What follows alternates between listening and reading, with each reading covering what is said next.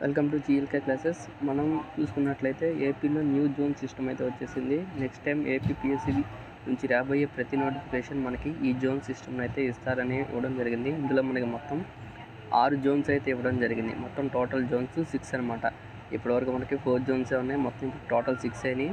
ఇందులో చూసుకుంటే జోన్ 1లో మనకి మొత్తం శ్రీకాకుళం, విజయనగరం, తర్వాత పార్వతీపురం, తర్వాత విశాఖపట్నం, అనకాపల్లి ఇవి ఇచ్చాడు. తర్వాత జోన్ 2లో చూసుకుంటే ఇవి ఉన్నాయి. జోన్ 3లో చూసుకుంటే ఇవి ఉన్నాయి.